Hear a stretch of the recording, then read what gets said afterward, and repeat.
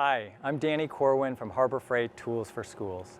Thank you for giving the Prize for Teaching Excellence a shot this year.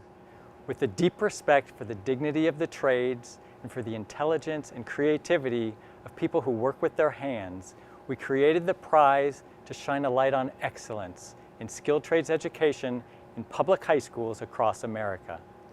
Our learning module, Marketing Skilled Trades Education to Gen Z, features Kayleen McCabe, a general contractor and advocate for skilled trades education. You may know Kayleen from the DIY Network show, Rescue Renovation.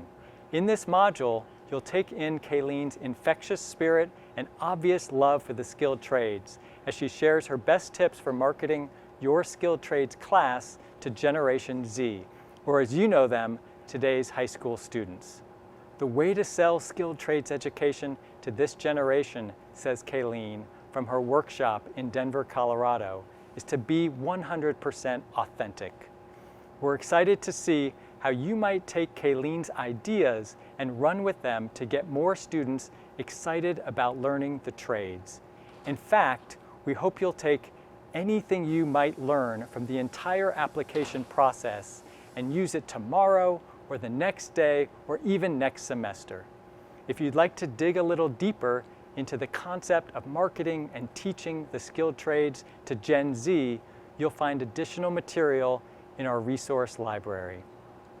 You can use the main menu to click ahead and draw upon this supplemental content to help you answer the relevant application questions. Or you can save it to explore later if you prefer. Giving away $1 million in prizes each year is an incredible honor and a lot of fun for us here at Harbor Freight Tools for Schools. But better than that is knowing we are helping to build a community of educators like you that are passionate about teaching the trades and providing students with pathways to graduation, to post-secondary training, great jobs, and a workforce our country needs. We hope you'll stay a part of that growing community long after you click submit.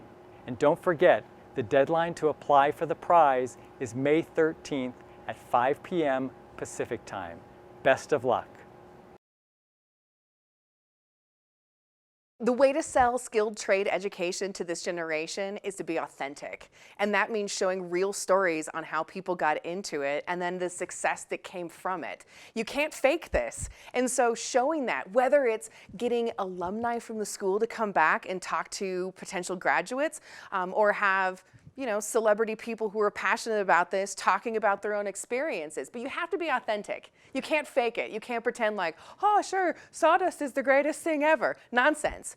And they will see right through that. It's kind of tough trying to figure out how to hook kids at any age, forever. This has been why marketing companies exist. How do we find and tap into people? You talk to kids authentically about what they get to do and then the money they get to make outside of that and the potential and then how they're helping people in their community that resonates with them. It's an easy sell. We're not even stretching the truth. This is just reality. I think that introducing students to any portion of CTE is actually making them better consumers in the real world. Should every student take an automotive class? Yes. Should they all become mechanics? Probably not, but they're all going to drive a car. Should they all take a construction class? Absolutely. Should they all go into construction?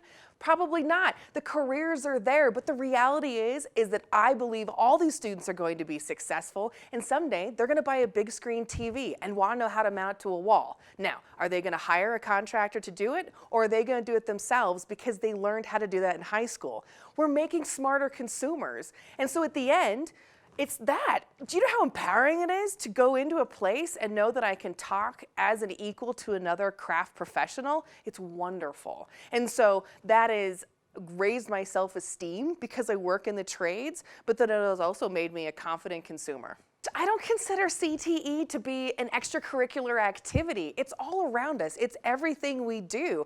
And I look at this opportunity now that students have to be in these classrooms as a safe space to fail. If you're building something and it falls apart, You failed. But guess what? You're going to problem solve and you're going to learn how to do this and work through it. And what a valuable opportunity for a student. And then on top of that, to know that these skills can actually take them places, whether it's through a career or even building their own house, that's empowering. How, as a teacher, would you not want to encourage every one of these students to consider that? It's just being able to share the passion on, why are you in this to begin with? I do because I love sawdust. I really do. And I couldn't imagine trying to talk about, how to cut hair. It's not necessarily my passion. So it's being true to yourself on, what do you love?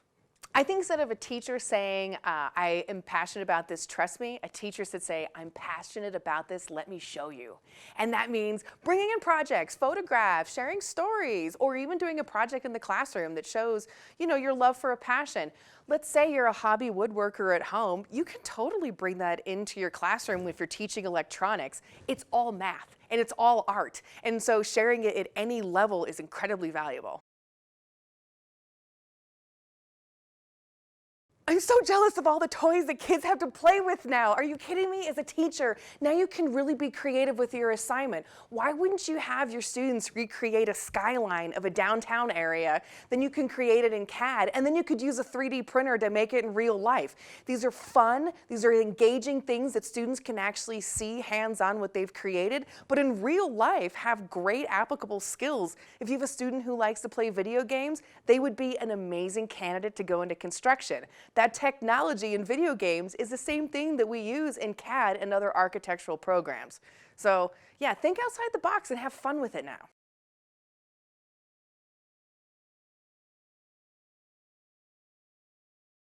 If you're a teacher and you want to create content, I think the first place to start is look at your lesson plan. And that's what you're doing, is you're taking your lesson plan to the digital content. And then talk to the students that you have right now. They might be tapped into some sort of technology you might not be aware of. And if nothing else, you're going to need their help because they're going to be the ones operating the camera, also contributing to what content they find interesting. Document everything that you can and use their creativity to enhance your videos. I've been blown away looking at students thinking, why don't we just put the camera angle over here? Or what if we caught that instead, because it would be interesting. They have the nuggets on what they want to see. Ask them. Being inauthentic is going to be a huge failure. Also, adding too much. You don't need to add a bunch of editing and music and overlays and stuff. It's about the content. Students now have the opportunity to go through a bunch of different mediums, and so getting to the nugget that you want to pass on is really important. You don't have to waste your time with any sort of fancy graphics. It's all about the content. You should use social media, create a hashtag for your school, and then create a scavenger hunt around your school with pictures of CTE things. And students have to take a picture of it, do a caption, and at the end of the day or the week they win a prize. It's by engaging students, and the more that they share or have likes on their picture could raise their status. And it's by that social media peer pressure, I think, is really going to drive the message in schools. I think teachers should think of a consistent hashtag to use that's universally used for all postings regarding this. And so then you create a consistent database. I think also then using filters of sorts. They are available for a nominal fee, but there's a lot of success with Snapchat and then transferring that into Instagram. And so engaging with students' filters or modes that they can modify pictures with, especially with things CTE, is really successful. But having that consistency with an @ or an hashtag is absolutely necessary. You can't have success without it. I love seeing this change. It's been wonderful now to go onto a job site and nobody ever looks at me because I'm a female. They want to know how skilled I am first. Taking advantage of how diverse students are now is really, it's an untapped potential because now we have students that come from so many different backgrounds and have great potential and things to share and pass on that we can do a whole lot more. And so I think it starts by listening. Ask questions, really start to dive in and see what powers them. What's that strike and spark? We might be culturally missing out on tapping into some students because we just don't know. And so ask. And then also ask them how they want to participate. Teachers can really take advantage of the entrepreneurial opportunities with students by using all the technology around them. Ask them what are things that they're missing in their life.